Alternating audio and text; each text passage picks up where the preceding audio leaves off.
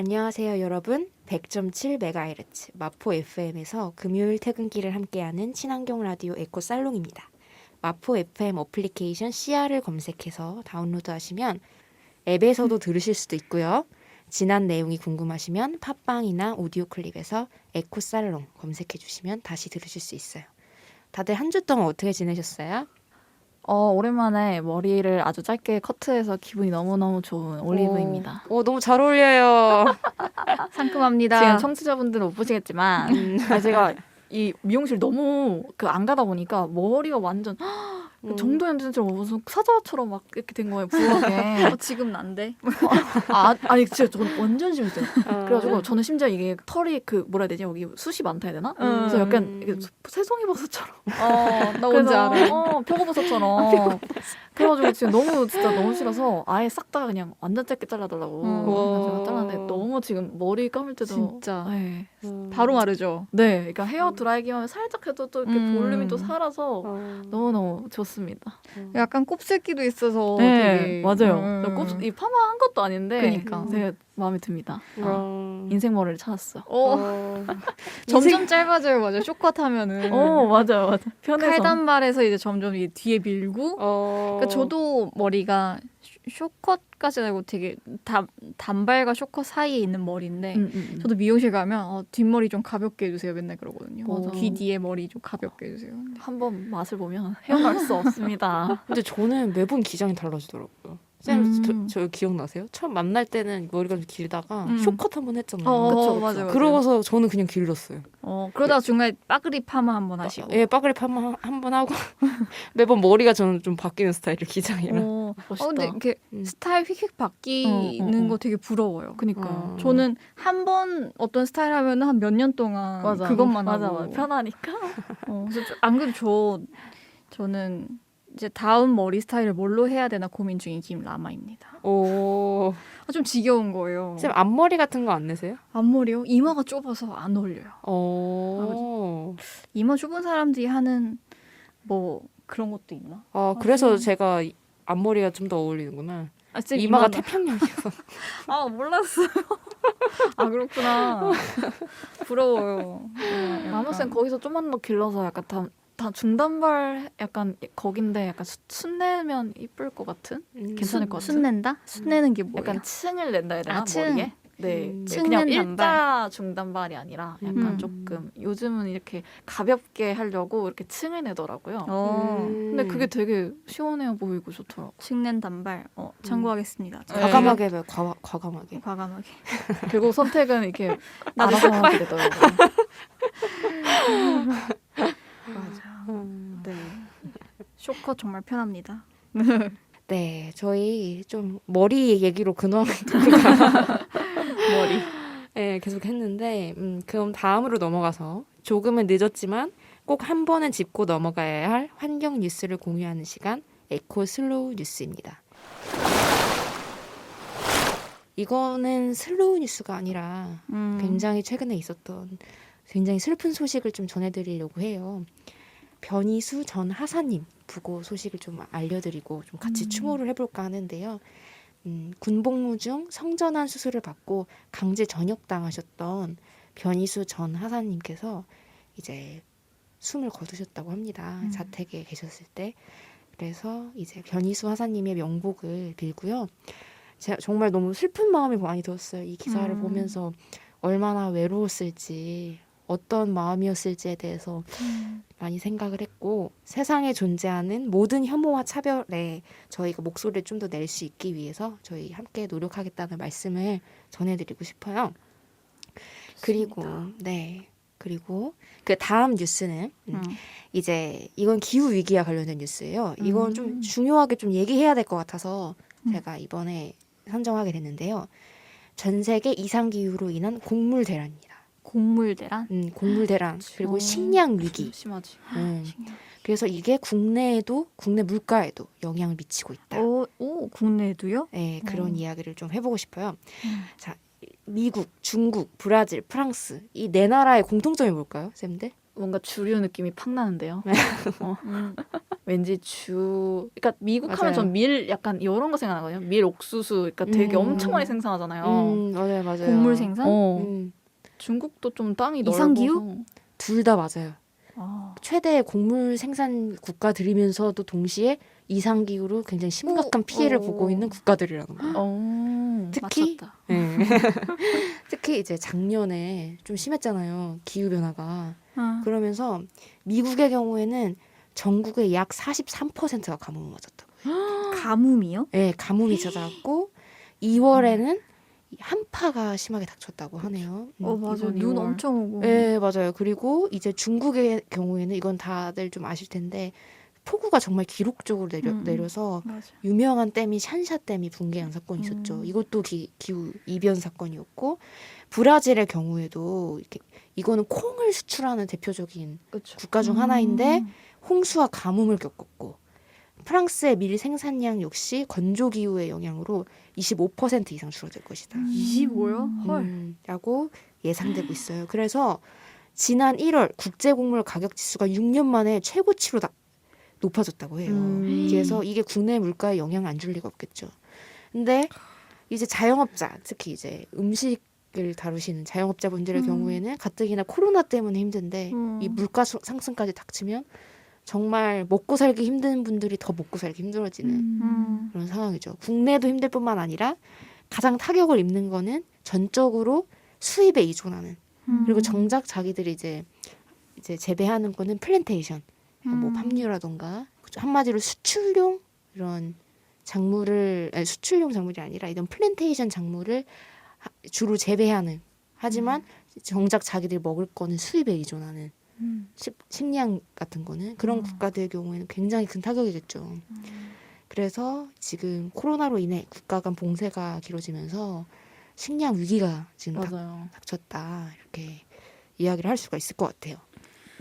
작년에 그 중국 샨샤댐 붕괴는 기억나요. 엄청 큰 댐인데 그게 붕괴가 되면 뭐 우리나라 서해 바닷물 농도가 뭐 옅어질 수도 있다. 뭐 과학적으로 아니라고는 얘기가 나왔긴 했지만 그 정도 영향을 미칠 만큼 큰 댐이었는데 사실 그게 붕괴되면서 인근에 있었던 마을이 많이 이제 수몰되기도 하고 보통 그런 댐이나 이런 거 주변으로 이제 농작물 생산지가 많잖아요. 영향을 많이 입었을 것 같네요. 그러니까 사실 사람들이 기후 위기를 피부로 이렇게 가까이 느끼기 어려워하는데 식량은 진짜 삼시세끼 먹는 나의 밥과 내 생존과 직결되는 문제잖아요. 조금 무섭기는 하지만 좀 더 사람들이 관심을 가지고 맞아요. 참 아이러니한 것 같아요. 이 세상의 속도는 점점 빨라지고 어떤 사람들은 손 하나 까딱 안 하고 의식주를 다 해결할 수 있는 누워서 그런 시대가 왔는데 누군가는 아주 기본적인 의식주조차도 해결할 수 없는 극단적인 빈부격차의 시대에 점차 들어서고 있다는 기분이 드는 거예요. 그래서 참 이 뉴스를 보면서 씁쓸하더라고요. 올리브쌤은 좀 들으시면서 어떠셨어요? 저도 이제 제가 EFG 미디어를 했을 때 그때 코로나발 식량 위기라는 주제로 뉴스레터를 쓴 적이 있어요. 그때 이 곡물의 그 곡물가가 상승한다는 게 그때는 무슨 의미인지 몰랐는데, 그러니까 곡물가가 상승하기 전에 이제 이런 주 수출 국가들이 사재기를 하고 곡물을 이렇게 자기 창고에 저장을 두면 자연스럽게 그거를 수입해야 하는, 그러니까 자기 나라에서 자체적으로 이 식량을 만들어낼 수가 없는 나라들이 분명 있잖아요. 저희 한국도 그렇고 그런 나라에서 굉장히 비싼 돈을 주거나 혹은 그런 돈이 없으면 자연스럽게 국가 자체가 위기를 겪는, 그게 저한테는 되게 저한테 되게 큰 생존 위기로 느껴져가지고 그래서 저는 이거를 되게 심각하게 봤었던 것 같아요. 그리고 또 사실 지금 그 뭐라 해야 되죠? 곡물의 생산의 3분의 1 정도가 거의 그 사료에 쓰이고 있잖아요. 맞아요. 그래서 그것만 정말 많이 줄여도 사실은 많이 이게 위기가 줄어들지 않을까 이런 생각도 사실은 좀 있어요. 비건을 해야 되는 큰 이유 중 하나잖아요. 네. 참. 자, 이 되게 어떻게 보면 슬프고 조금 씁쓸하지만 그래도 우리 이런 상황을 직면하면서 이번 주도 안타까운 뉴스였네요. 그러네요. 꼭 알아야 할 뉴스였죠. 그렇네요. 이게 뉴스가 아무래도 사회를 비판하는 내용이다 그쵸, 보니까 조금 씁쓸한 그런 부분이 있는데 그래도 같이 알아가고 좀 같이 어떻게 이 세상을 바꿀 수 있을지 같이 좋습니다. 고민해보면 좋을 것 같아요. 그러면 지금까지 에코 슬로우 뉴스 코너였고요. 잠시 쉬었다가 다음 코너인 함드릴의 덕질 라이프 시작하겠습니다. 네, 여러분은 지금 100.7MHz 마포 FM 에코 살롱을 듣고 계십니다. 자, 이번에는 저의 개인 코너인 함드릴의 덕질 라이프. 덕질 라이프. 덕질스. 그녀는 요새 뭘 하고 있는가? 무엇을 파고 있나? 무엇을 하고 있나 얘기해볼 것 같은데요.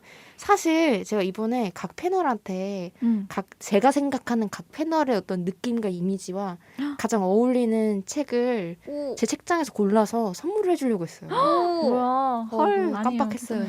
저 여기 감사해요. 스크립트 보고 깜짝 책 나눔 시간 이거 보고 저 설레면서 왔단 말이에요. 주려고 했는데 다음 네, 바빠가지고 한 달 기다려야 되나요? 네, 바빠가지고 제가 와. 못 챙겼고 생각만 해도 진짜 네. 감동이에요. 이걸 다음 주에는 챙겨와서 쌤 우리 근황 토크할 때 좀 얘기해 볼까요? 줄 수 없어. 아니 한 달 준비하겠어. 뒤에 함들의 덕질 라이프 때 나눠주셔도 좋아요. 네, 한 달 동안 고민해 보시고 그래.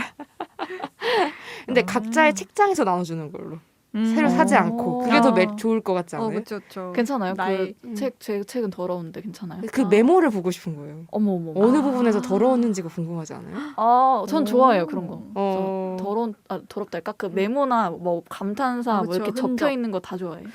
저는 근데 이렇게 쓰면서 안 보는데 쌤들 막 이렇게 흔적 남기면서 보세요? 저는 격렬해요. 본 저는 것 같아요. 욕과 와우와 하트와 다양하게 있습니다. 막 접어놓고. 맞아요.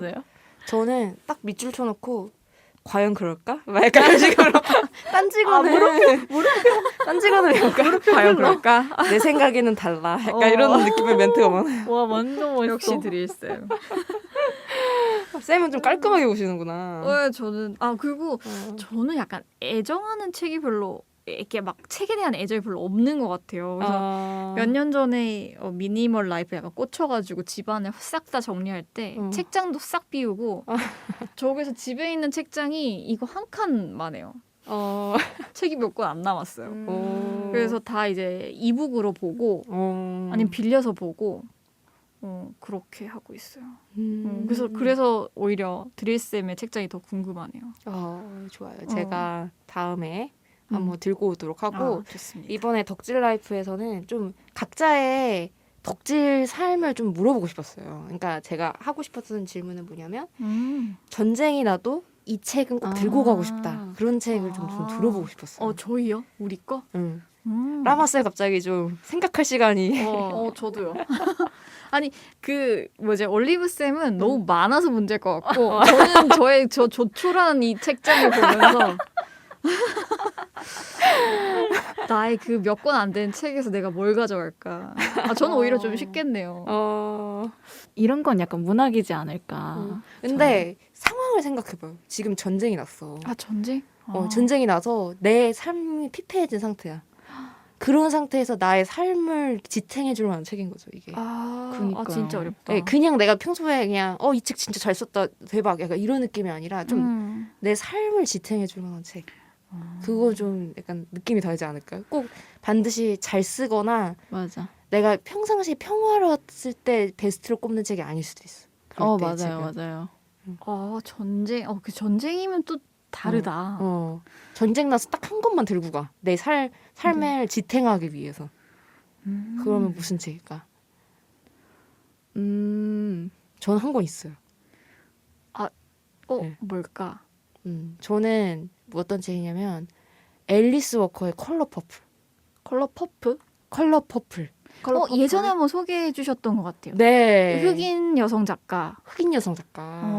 이 여성 작가가 굉장히 그 마틴 루터 킹의 인권 운동할 때 사셨던 되게 불꽃같이 사셨던 그런 분인데 삶의 역경이 엄청나게 많아서 고통스러운 삶의 순간이 그거에 대한 뭔가 자서전적인 소설 중에 하나예요. 이 컬러 퍼플이.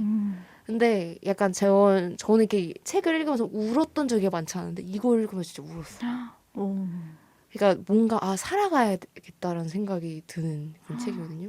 삶에 대한 의지. 네, 그래서 이 주인공이 전형적인 소장농 집안의 어떤 딸이에요. 근데 자기 아버지한테 성폭행을 당해요.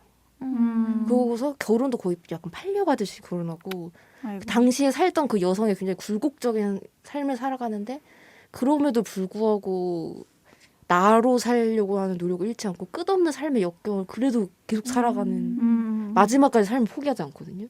그 과정이 딱 느껴지는데 아 내가 정말 고통스러운 순간에 이 책을 딱 펼쳐보면 용기가 날 때가 많아요. 약간 그런 느낌에서 컬러 퍼플 그런 책이에요. 제가 나중에 한번 해보고 싶네요.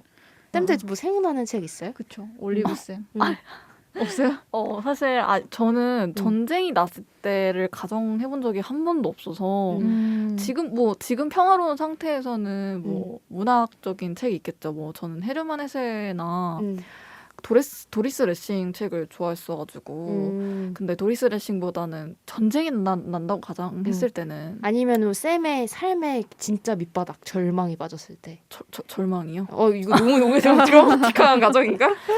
아니 좀 삶이 고통스럽고 우울할 때 아니 혹 힘들 때 딱 이 책을 펼쳐보면은 근데 저 약간 읽어본 적은 없는데 그렇게 삶에 정말 이렇게 밑바닥일 때 뭔가 설국이라는 책을 갑자기 왜 펼치고 싶을까요? 약간 문장이 있었는데 그 터널이 지나니까 새하얀 눈이 펼쳐졌다라는 문장이 갑자기 지금 딱 생각이 나요. 그냥 그런 장면이 만약에 내가 정말 절망스러울 때 긴 터널을 지나고 펼쳐진 눈밭이 생각나는 그 문장 때문에 설국이라는 책을 또 가져가지 않을까? 갑자기 그 생각이 나네요. 읽진 않았지만. 좋다. 좋다. 저는 제 서재에 꽂힌 책 중에 한 권이 박웅현 작가의 8단어라는 게 있어요. 나의 삶을 지탱하는 데 중요한 8개 키워드를 주는 거거든요. 지금 8개가 다 생각은 나진 않은데 본질, 자존 이런 류의 어떤 단어들로 이제 구성이 돼요. 그래서 제가 자존감이 많이 낮아져 있을 때 되게 우울한 시기를 지날 때 그 책을 읽고 되게 힐링을 많이 받았었거든요. 다 필요 없지. 그냥 이것만 있어도 나는 살 수 있겠지. 그러니까 내가 인간으로서 지켜야 할 어떤 그런 중요한 요소들을 좀 일깨워 줬었던 책이었거든요. 그러니까 전쟁인 와중에도 인간으로서의 모습을 유지하기 위해서는 되게 치열한 노력을 해야 되잖아요. 그때 그런 키워드 8개로 삶을 지탱해 나가면 어떨까. 그런 생각이 들어요. 박우현의 8단어? 8단어? 좋네요. 그 8개 나중에 목차만 보셔도 전 목차만 봤는데 되게 힐링됐었거든요. 이 8개가 되게 중요하구나. 그래서 나중에 읽어보면 사실 동의되는 부분 아닌 부분도 있겠지만 이 작가의 생각을 엿보는 것만으로 되게 힐링이 됐었던 경험이었죠. 지금 너무 좋은 책들을 많이 추천해 주셨는데 청취자분들도 자신만의 이런 책이 뭘까? 인생의 그 하나의 책, 나를 지탱시켜주는 책이 뭘까? 생각해봐도 좋을 것 같아요. 맞아요. 좋아요. 그러면 이제 지금까지 함드릴의 덕질 라이프에 대해서 이야기를 나눠봤는데요. 이제 본격적으로 슬기로운 덕질 생활로 들어가서 오늘의 메인 컨텐츠를 소개해 보려고 해요. 에코 살롱에서는 보다 깊은 이야기를 나누기 위해 스포일러를 하고 있으니까 참고 부탁드릴게요. 오늘의 영화는 아메리칸 팩토리입니다. 넷플 땡땡. 넷플 오리지널 시리즈고 맞아요. 오바마 부부가 제작한 넷플릭스 오리지널 다큐멘터리고요. 그래서 아무래도 이런 미국 정치가 어떤 오바마 부부의 어떤 바라보는 시각 그런 미국 정치를 노사 문제를 바라보는 시각 그런 것도 조금 엿볼 수 있는. 우와, 몰랐어요. 그렇게 들으니까 좀 다르게 느껴지죠. 네. 이게 어떻게 보면 그 오바마 부부의 어떤 정치관을 조금 엿볼 수 있다. 그런 느낌에서 보면 좀 다르게 느껴질 수도 있어. 그랬던 다큐멘터리고 이제 간단하게 스토리를 말씀드리면 이제 2008년 불경기로 미국의 제너럴 모터스 공장이 문을 닫고 오하이오주에는 실업자가 대거 발생합니다. 그 실업자가 대거 발생하고 황량했던 오하이오에 중국의 유리 생산 업체였던 푸야오가 공장을 열게 돼요. 그래서 이름을 푸야오 글래스 아메리칸. 뭔가 중국과 미국이 기묘하게 뒤섞인 그런 이름으로 이제 공장을 열고요. 그래서 현지에서 온 숙련된 중국 기술자와 오하이오 미국 시민들을 고용하고 사장도 처음에는 미국인을 선임해서 이제 시작을 해요. 그래서 처음에는 낙관적 희망에 가득 차 있었지만 점차 두 국가의 문화가 부딪히고 노사 간의 갈등이 심화되면서 불만의 목소리가 점점 크게 터져나오기 시작한다는 그런 줄거리 라인입니다. 다들 조금 보면서 어떠셨어요? 저는 되게 좀 나름 중립적이라고 느껴졌어요. 저 자신이 뭐라 해야 되죠? 그러니까 이 영화를 보면서 이 다큐멘터리를 보면서 근데 저는 아무래도 경영학과다 보니까 이 경영의 효율성을 아주 잘 알거든요. 그러다 보니까 이 회사의 입장도 이해가 너무 갔어요. 그리고 동시에 이 노조를 만들려는 이 노동자의 입장도 너무나 이해가 갔어요. 그렇다 보니까 결국 제가 결론이 든 거는 그럼 도대체 누구 잘못이지? 그러니까 뭐라 해야 될까? 그 회장이 말을 하거든요.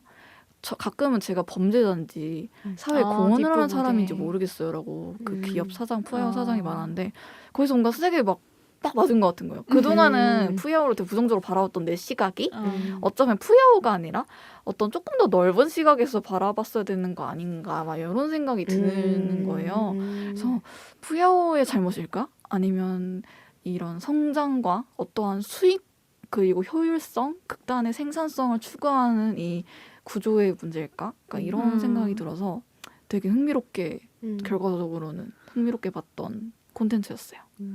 저는 이게 전면에 미국과 중국 국기가 딱 그려져 있잖아요. 그래서 미국과 중국의 이야기인가 했는데 사실 그건 약간 장막인 것 같고 결국 안에 들여다보면은 그냥 되게 다른 문화를 가지고 있는 두 나라가 어찌저찌 융합하고자 끊임없이 노력은 했지만 사실 어떻게 보면 좀 새드 엔딩이잖아요. 네. 맞아.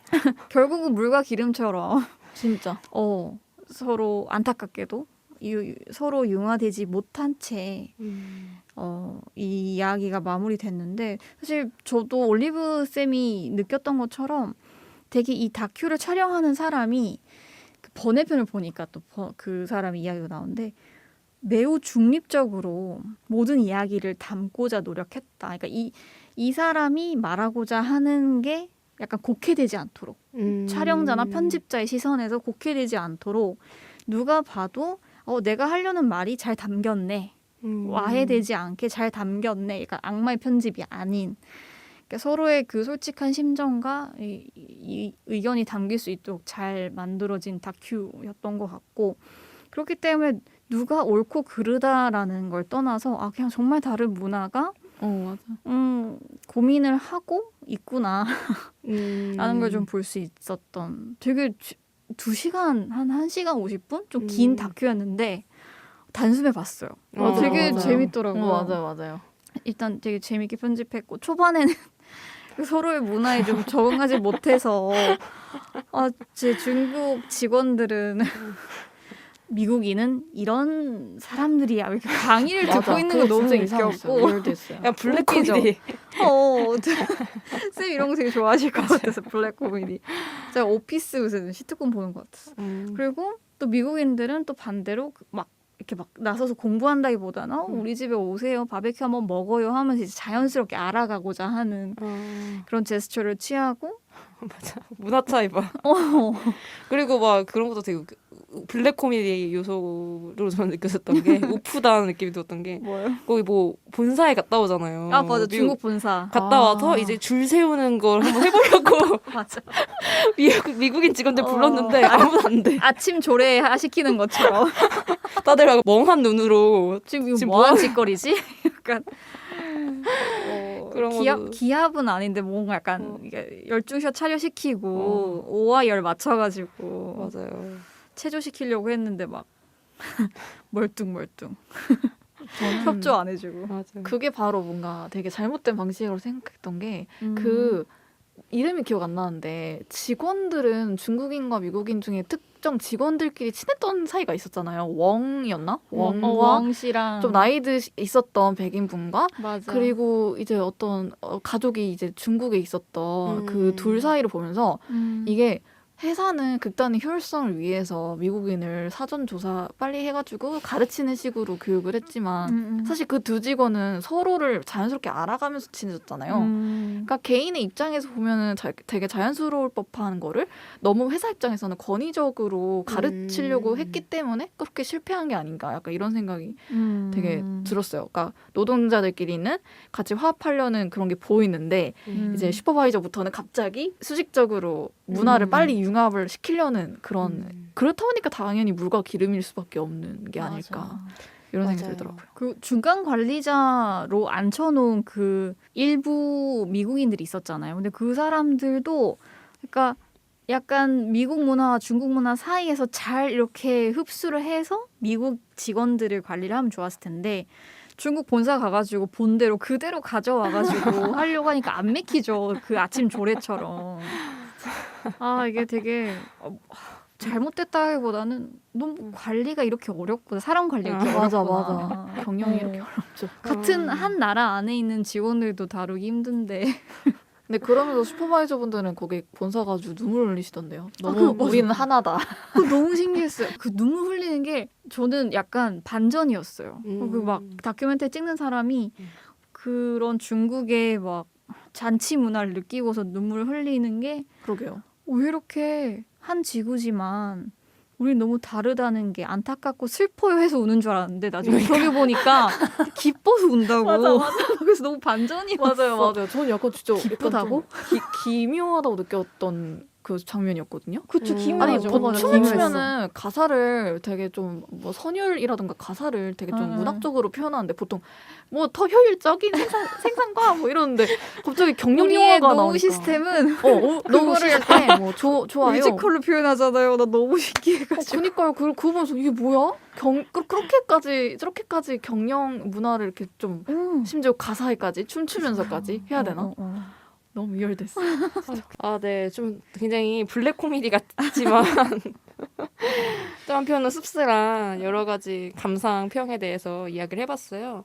일단은 오늘 지금 이야기는 여기까지 하고 조금 쉬었다가 다시 돌아올 텐데 그럼 과연 우리가 경험하는 조직은 어땠는가?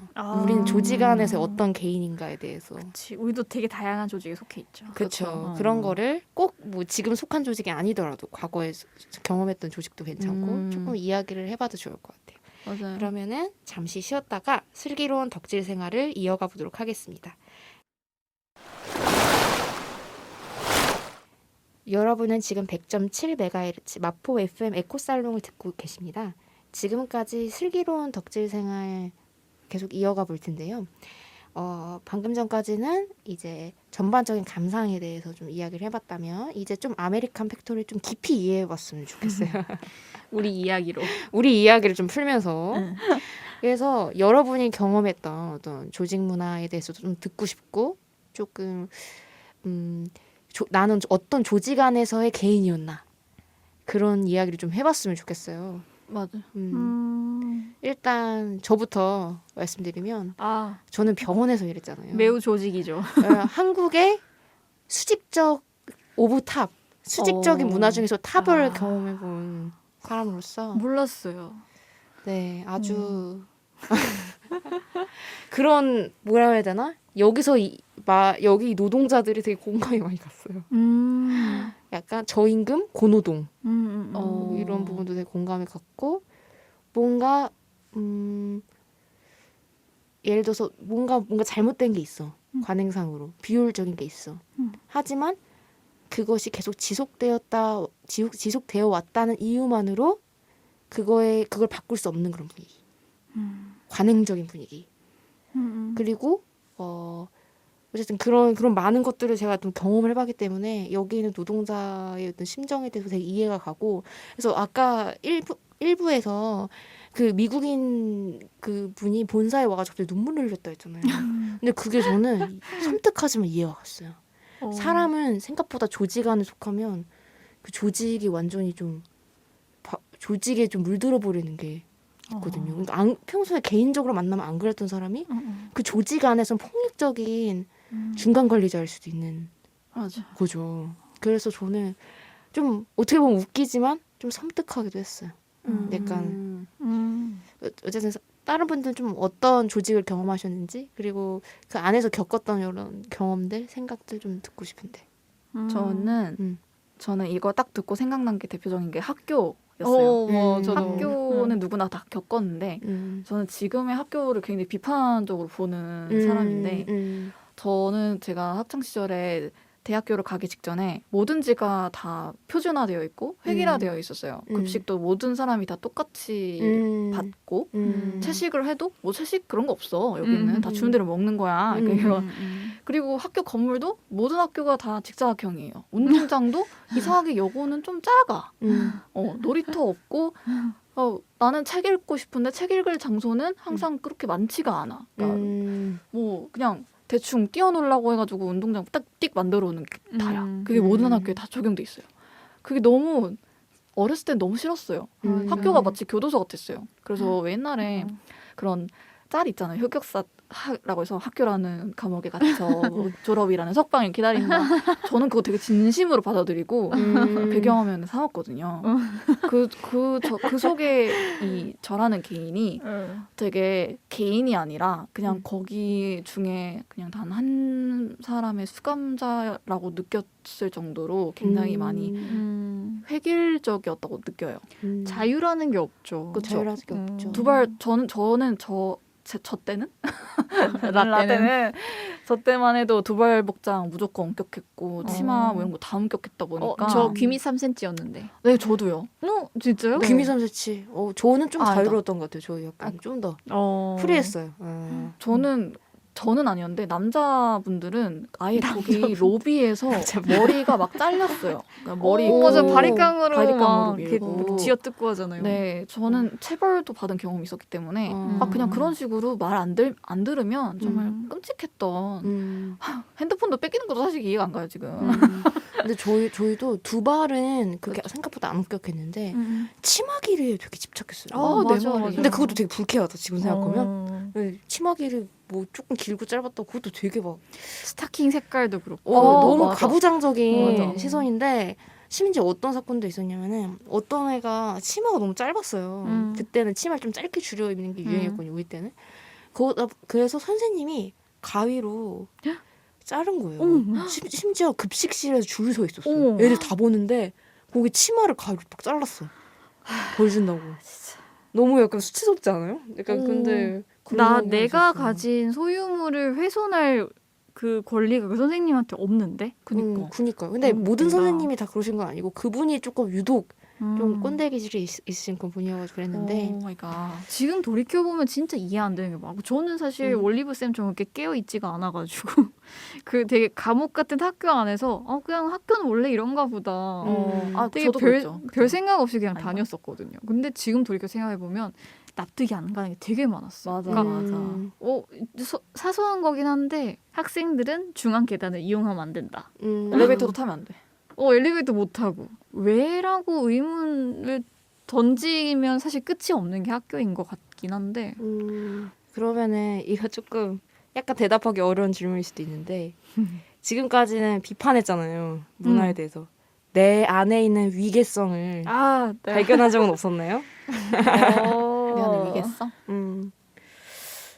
나의 꼰대 기질? 나의 안에 꼰대 기질. 저는 대표적으로 바쁜 세팅에서 신입한테 많이 가해질 수 있는 것 같아요.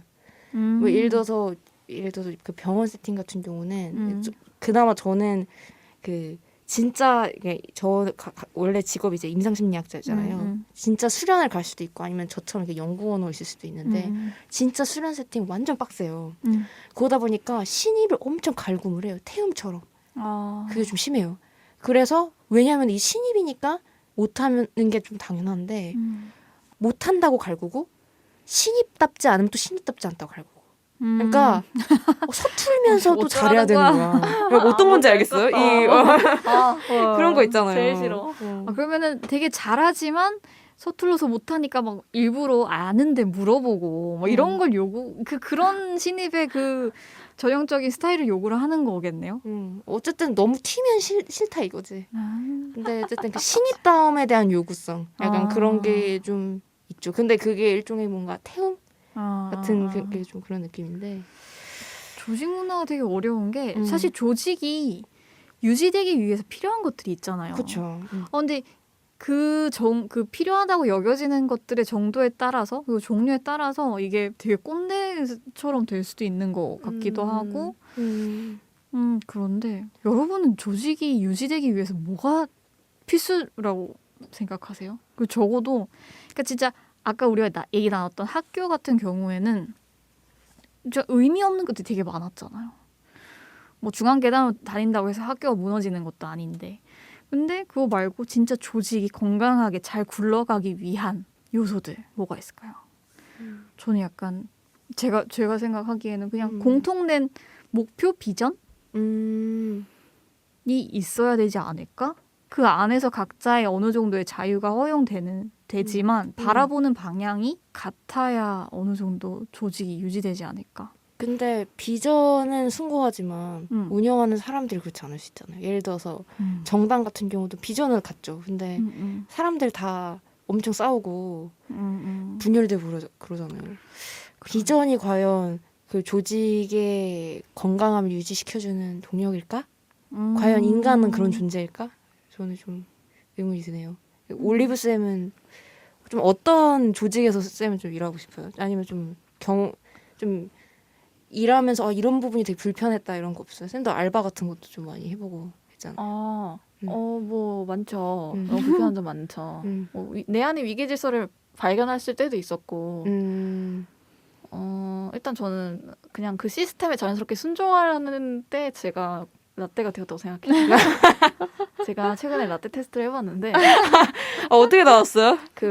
뭐 예를 들면 뭐 자리에 앉을 때 뭐 이쪽으로 앉는다 뭐 이렇게 있잖아요. 그런 자리가 정해 있잖아요. 그런 걸 또 알고 있더라고요, 제가. 그리고 숟가락 젓가락을 놓을 때 뭐 그 밑에 뭐 휴지를 깐다 뭐 이런 것도 있고. 아 진짜 그런 게? 근데 뭐 휴지까지야 뭐 매너라고 생각할 수 있는데 자리는 좀 심했다. 그래서 그런 식으로 그런 테스트를 통해서 제가 어머 나 라떼였구나 뭐 이런 것도 알 때도 있고 근데 뭐 그래서 제가 누군가에 대해서 뭐라 왈가왈부할 수가 없을 것 같기도 하고요. 네. 근데 뭐 제가 을로서 당한 적은 은근 많죠. 알바하다 보면. 하긴 근데 점주나 점장님 이런 분들로부터 그러니까 그 정보의 격차가 조금 있는 것 같아요. 예를 들면 저는 알바생이니까 이제 그만뒀을 때 예를 들면 퇴직금 이런 거는 제가 다 하나하나 알아봐야 되는 상황이지만 그걸 모르는 알바생들이 은근 많거든요. 근데 회사는 알고 있어도 알려주지 않잖아요. 안 알려줘. 그렇죠. 그런 것도 다 하나하나 내가 알아야 한다는 것도 어찌 보면 정보의 격차라는 점에서 위계가 그 약간 좀 그런 게 있는 거죠. 제가 이전에 다녔던 그 회사 이거 좀 얘기해도 되나? 이거 넘어가겠습니다. 하고 싶은 말은 많은데 할만 돈이 없어서 참는다. 어쨌든 그래서 어쨌든 우리가 되게 좀 어떻게 보면 힘겨운 사회 속에서 살아가고 있잖아요. 어떻게 보면 성장에 대한 믿음이 좀 깨진 시대, 저성장 시대를 살아가는 청년들로서 저인공 고노동 시스템에서 이제 살아가고 있는데 제가 여기서 되게 씁쓸했던 거는 이 노동자들이 철저하게 대체될 수 있는 부품으로 많이 보였다는 점이에요. 마지막에 기계손으로 대체되잖아요. 맞아. 기계가 너무 엄청 소름이었어. 혼자서 잘하더라고요. 그래서 저는 이 생산성과 효율성 이게 과연 뭔가 이게 인간을 무엇으로 만드는가라는 생각도 들고 한편으로는 진정한 생산성과 효율성은 뭔가 우리의 사회 지금 어떤 기계적으로 인간을 취급하는 그런 사회에서 얘기하는 생산성과 효율성이 아니라 진정한 생산성과 효율성이 있다면 그거는 뭘까? 이런 여러 가지 생각이 들더라고요. 같이 이 힘든 시대를 살아가는 청년으로서 생산성, 효율성. 이게 그 후야오 글라스 아메리카 사장님이 계속 처음부터 끝까지 이제 강조했었던 얘기죠. 미국인들은 효율성이 낮아. 생산성을 끌어올리기 위해 우리가 어떻게 해야 될까? 끊임없이 이제 사용자 입장에서 그런 걸 고민을 하더라고요. 근데 그게 아무래도 직원들과의 대척점을 만든 부분이었지 않을까라는 생각이 들어요. 그러니까 효율성을 끌어올리기 위해서 이 최대한 빠르게 굴려야 되는 부품들인 거죠. 이 직원들은. 근데 이 직원들은 나는 인격을 가진 인간으로서 주말에는 놀고 평일에는 일하고 딱 8시간 일하고 집에 가서 그냥 나의 생활을 영위하기 위한 직장으로서 이 장소인 거고 여기서 안전을 보장받고 인간답게 일하고 싶은데 막 진짜 그건 것 같아. 인간답게 존중받으면서 일하고 싶은데 애초에 이 회사의 비전은 직원들이 부품인 거예요. 처음부터 이제 이게 좁혀질 수가 없는 비전을 가지고 있어서 결국 파국을 맞지 않았나. 물론 마지막에 가서는 2018년도에 가서 푸에오 글라스는 흑자를 냈다고는 하지만 과연 이게 오래 갈까. 여전히 다큐가 찍히는 그때 3천여 명의 사람이 해고되거나 자기 발로 그만두었다고 했잖아요. 그만큼 이 회사에서 난 더 이상 부품으로 소모되고 싶지 않다라고 해서 나가신 분들도 많을 테고. 인간의 노동이 무엇인가. 생산성, 효율성만 따지면 정말 모든 걸 기계로 대체를 해야 될 텐데 인간으로 존중받으면서 내가 할 수 있는 일은 뭐가 있지? 맞아요. 그런 고민하게 되죠. 특히 우리 모두 바쁜 사람들이잖아요. 완전히 이 생산성과 효율성의 굴레에 대해서 완전히 벗어나지 못했잖아요. 사실 우리도 그런 시대에 살아가기 때문에 더 고민이 많이 드는 것 같아요. 맞아. 사실 저도 회사에서 월급을 받으면서 일을 하는데 내가 가끔 그런 생각이 들 때가 있어요. 내가 이 월급 밥값만큼 일을 하고 있나? 남들이 기대하는 만큼의 결과물을 내고 있나? 나의 생산성에 대해서 평가해보게 되는 나라는 거죠. 이 부품 아직 괜찮은가? 맞아. 그런 것들을 그래 그런 것들 고민할 때 내가 되게 꼰대가 됐구나. 그런 걸 고민한다는 게 상대방에 대해서도 이 사람이 받는 월급만큼 일을 하고 있나? 라는 생각을 할 수도 있다는 거잖아요. 무섭네. 그럼 안 되는데. 올리브 쌤도 평소에 그 생산성과 효율성에 대해서 많이 고민하는 사람으로서 보면서 어땠는지. 저는 늘 고민하죠. 나의 생산성. 전공이 저의 삶에 아주 뼛속 깊이 스며드는 케이스인데 이게 푸에어가 제조업이잖아요. 그리고 사실 자동차 유리라서 그렇게 유행에 민감할 필요가 없어요. 약간 좀 경영적으로 분석을 해본 결과 제조업일수록 그리고 유행에 덜 민감한 기업일수록 이런 변혁에 대해서 좀 이렇게 좀 유연하지 보수적이다. 않을 확률이 높아요.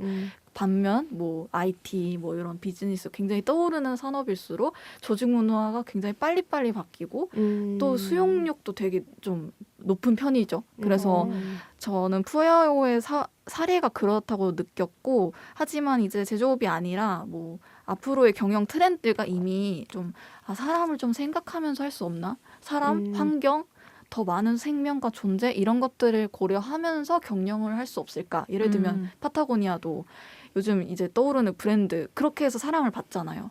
그런 만큼 요즘의 경영 업계도 이걸 인지하고 있는 것 같아요. 더 이상 이렇게 푸이아웃처럼 하면 안 되겠구나.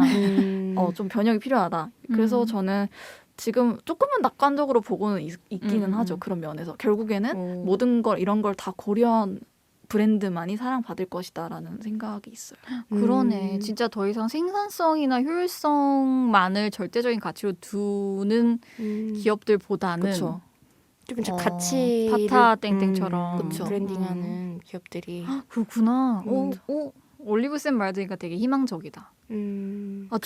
그러려면 이제 문제는 우리 같은 사람들이 그런 거에 대해서 많이 민감해져야겠죠. 그렇죠. 그래서 그 말은 즉슨 생산성과 효율성은 결국은 단가 절감으로 이어지는데 그렇죠. 제조업일수록 그게 더 민감하고요. 그렇죠. 그래서 이런 다른 가치들을 중요시하는 기업이 생산하는 옷이건 그런 소재들은 결국은 단가가 올라갈 수밖에 없는데 이제 소비자들은 무조건 싼 걸 찾는 게 아니라 이 기업이 보고 있는 가치나 어떻게 생산됐는지 좀 더 생산 단가 말고 다른 것들 더 많이 봐야 될 필요가 생기는 게 아닐까 생각이 들고. 네, 그래서 우리가 또 이런 생산성과 효율성에 대한 이야기를 해봤는데요. 결국 사회를 우리가 속한 자본주의 사회를 통째로 우리가 갑자기 바꿀 수는 없겠지만 긍정적으로 변화시키기 위해서는 소비자가 눈을 크게 뜨고 맞아요. 항상 보고 있어야 된다. 약간 맞아. 이런 이야기를 좀 해봤어요. 지금까지 너무 재미있게 이 슬기로운 덕질 생활 이어갔고요. 그 다음에 이제 마무리하는 시간 에코 서머리로 돌아오도록 하겠습니다. 여러분은 지금 100.7MHz 마포 FM 에코 살롱을 듣고 계십니다. 이제 오늘의 마지막 코너 에코 서머리만을 남겨두고 있는데요. 다들 한 줄 평 부탁드립니다. 이 영화를 보다 보니까 대만에서 되게 큰 어떤 제조업에 일했었던 제 지인이 해준 얘기가 기억이 나요. 팍스땡이라고 하는 되게 유명한 기업인데 사장이 그랬대요. 회사 건물 안에서 걸어 다니지 마라. 무조건 뛰어다녀라. 근데 너무 소름 돋죠? 네. 근데 그 기업이 어떻게 보면 우리나라의 삼땡과 같은 그런 굴지의 기업인데 자살률이 매우 높은 걸로도 유명한 기업이라고 하더라고요. 우리가 생산성과 이제 인간 어떤 이런 존엄성에 대해서 우리가 조금 얘기를 해봤었는데 그러니까 올리브쌤이 얘기했던 것처럼 생산성이 최우선 절대적인 기준이 되는 어떤 시대는 지나가는 것 같아요. 그래서 소비자로서 물건을 살 때 그 뒤에 있는 그 기업 그리고 그 안에 있는 그 노동자들에 대해서도 한번 같이 생각을 하면서 소비하는 좀 현명하고 인간적인 소비자가 되어보면 좋겠다라는 생각이 들었습니다. 올리브의 한 줄평은 물과 기름도 어떻게 하냐에 따라 섞일 수가 있고 평생 섞이지 않을 수가 있다인데요. 노동자들끼리는 굉장히 잘 섞였다 생각했는데 오히려 회사와 노동자의 관계는 되게 정말 너무나도 떨어져 있었던 정말 물과 기름 같은 느낌이었어요. 그래서 생산성과 뭐 효율성만을 추구하면서 다가가려고 하면 당연히 섞일 수 없지 않을까. 좀 더 사람 대 사람으로 생각을 하고 그에 맞는 경영 전략을 세워야 경력도 같네. 그래야지만 네. 장기적으로 좋은 경영이 되지 않을까 이런 생각이 들었습니다. 본캐. 저는 이걸 보면서 인간이란 뭘까라는 생각이 좀 들었어요. 제가 생각하는 인간은 좀 욕망을 쫓는 존재 아닌가 결국.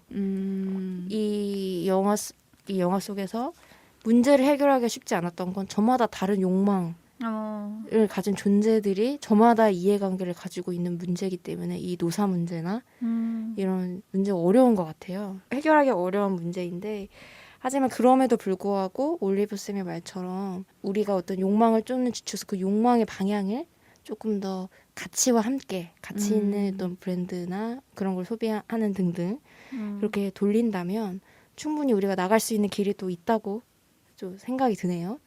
그래서 좀 많은 생각을 할 수 있게 해줬던 영화인 것 같습니다. 맞아요. 네, 그래서 이제 에코살롱 아쉽지만 인사드리려고 합니다. 네, 집에 가야 되니까요. 그랬군. 세상에. 완전 띵곡이다. 그래서 저희는 김라마 올리브 함드릴이었습니다. 청취자 여러분 남은 한 주도 들숨 날숨에 에코하시길 바랄게요. 안녕.